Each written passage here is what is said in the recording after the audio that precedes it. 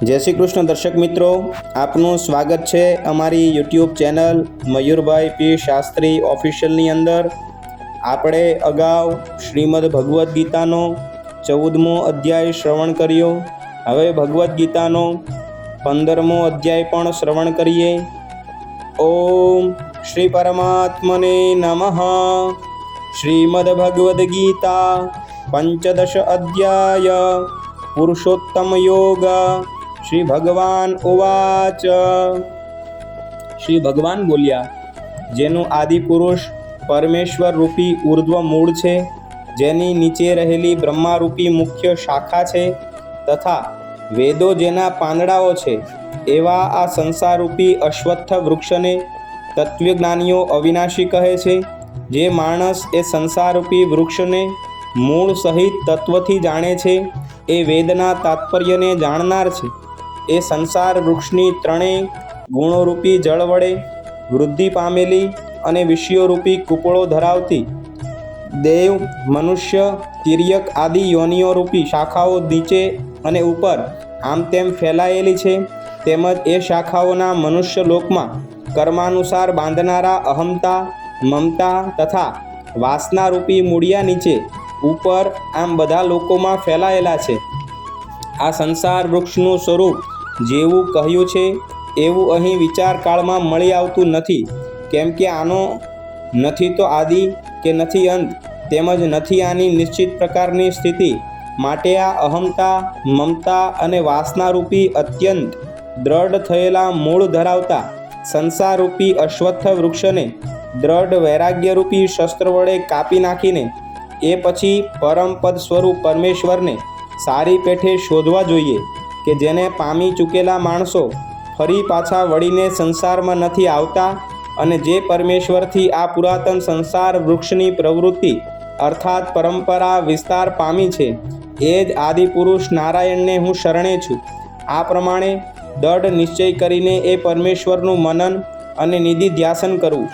જેમના માન અને મોહ નષ્ટ થઈ ચૂક્યા છે, જેમણે આસક્તિરૂપી દોષને જીતી લીધો છે, જેમની પરમાત્માના સ્વરૂપમાં નિત્ય સ્થિતિ છે અને જેમની કામનાઓ પૂર્ણ રૂપે નાશ પામી ચૂકી છે, એવા સુખ દુઃખ રૂપી દ્વંદ્વોથી છૂટેલા જ્ઞાનીજનોએ અવિનાશ પરમપદને પામે છે। જે પરમપદને પામીને મનુષ્ય પાછા ફરીને સંસારમાં આવતા નથી, એ સ્વયં પ્રકાશિત પરમપદને જ તો સૂર્ય ઉજાડી શકે છે કે ન ચંદ્રમા કે અગ્નિ, એ જ મારું પરમધામ છે। આ દેહમાં રહેલો સનાતન જીવાત્મા મારો જ અંશ છે, અને એ જ આ પ્રકૃતિમાં રહેલી મન સહિતની પાંચેય ઇન્દ્રિયોને ખેંચે છે। વાયુ ગંધના સ્થાનેથી ગંધને જે રીતે ગ્રહણ કરીને બીજા સ્થાને લઈ જાય છે, એ જ રીતે દેહ આદિનો સ્વામી જીવાત્મા પણ જે શરીરને છોડે છે, એ શરીરમાંથી પ્રાણો દ્વારા મન સમેત ઇન્દ્રિયોને લઈને પછી જે શરીરને પામે છે એમાં જાય છે। આ જીવાત્મા શ્રોત્ર, ચક્ષુ, ત્વચા, રસના, ઘ્રાણ અને મનને આશ્રયે એટલે કે એમની સહાય લઈને જ વિષયોને સેવે છે। શરીર છોડીને જતો, શરીરમાં સ્થિત રહેલો, વિષયોને ભોગવતો કે ત્રણેય ગુણોથી જોડાયેલો હોવા છતાંય જીવાત્માના યથાર્થ સ્વરૂપને અજ્ઞાનીજનો નથી જાણતા। કેવળ જ્ઞાનચક્ષુ ધરાવનાર વિવેકશીલ જ્ઞાનીજનો તત્વથી જાણે છે। યત્ન કરનારા યોગીજનો પણ પોતાના હૃદયમાં સ્થિત આ આત્માને તત્વથી ઓળખી શકે છે, પરંતુ જેમણે અંતઃકરણ શુદ્ધ નથી કર્યું એવા અજ્ઞાનીજનો તો યત્ન કરતા રહેવા છતાં પણ આ આત્માને નથી જાણી શકતા। સૂર્યમાં રહેલું જે તેજ આખા જગતને ઉજાડે છે, તે જે ચંદ્રમા છે અને જે અગ્નિમાં છે, એને તું મારું જ તેજ જાણ। તથા હું જ પૃથ્વીમાં પ્રવેશીને પોતાની શક્તિથી સગળા ભૂતોને ધારણ કરું છું, એટલે રસ સ્વરૂપ એટલે કે અમૃતમય ચંદ્રમા બનીને સગળી વનસ્પતિઓને પોષું છું। સર્વ પ્રાણીઓના શરીરમાં સ્થિત રહેલો હું જ પ્રાણ અને અપાનથી સંયોજાયેલા વૈશ્વાનર અગ્નિ સ્વરૂપ થઈને 4 પ્રકારના અન્નને પચાવું છું।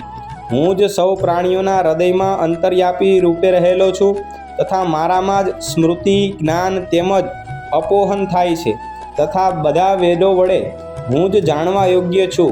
તેમજ વેદાંતનો કર્તા અને વેદોને જાણનાર પણ હું જ છું.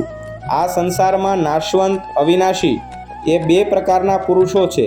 તેમાંથી સઘળા ભૂત પ્રાણીઓના શરીરો નાશવંત અને જીવાત્મા અવિનાશી કહેવાય છે. આ બેથી ઉત્તમ પુરુષ તો જુદો જ છે, જે ત્રણેય લોકોમાં પ્રવેશીને સૌનું ધારણ પોષણ કરે છે અને જેને અવિનાશી, પરમેશ્વર તેમજ પરમાત્મા એવા નામોથી ઓળખાવ્યો છે. હું નાશવંત જળ સમુદાય ક્ષેત્રથી સર્વ રીતે અતીત છું અને અવિનાશી જીવાત્માથી પણ ઉત્તમ છું. માટે લોકમાં તેમજ વેદોમાં પુરુષોત્તમ નામે પ્રસિદ્ધ છું. હે ભરતવંશી, જે જ્ઞાની માણસ મને આ રીતે તત્વથી પુરુષોત્તમ સ્વરૂપ જાણે છે, એ સર્વજ્ઞ માણસ સર્વ રીતે નિરંતર મુજ વાસુદેવ પરમેશ્વરને જ ભજે છે. હે નિષ્પાપ અર્જુન, આમ આ ઘણું રહસ્યમય ગોપનીય શાસ્ત્ર મેં કહ્યું. આને તત્વથી જાણીને માણસ જ્ઞાની અને કૃતકાર્ય થઈ જાય છે. ઓમ તત્સદ ઇતિ શ્રીમદ્ ભગવદ્ ગીતા ઉપનિષત્સુ બ્રહ્મ વિદ્યાયામ યોગશાસ્ત્રે શ્રી કૃષ્ણ અર્જુન સંવાદે પુરુષોત્તમ યોગ નામ પંચદશો અધ્યાય. શ્રી કૃષ્ણાર્પણમસ્તુ. અમારા આવા નવા વિડીયો શ્રવણ કરવા માટે અમારી યુટ્યુબ ચેનલ મયુરભાઈ પી શાસ્ત્રી ઓફિશિયલને લાઈક કરો, કમેન્ટ કરો, શેર કરો અને સબસ્ક્રાઈબ કરો. જય શ્રી કૃષ્ણ.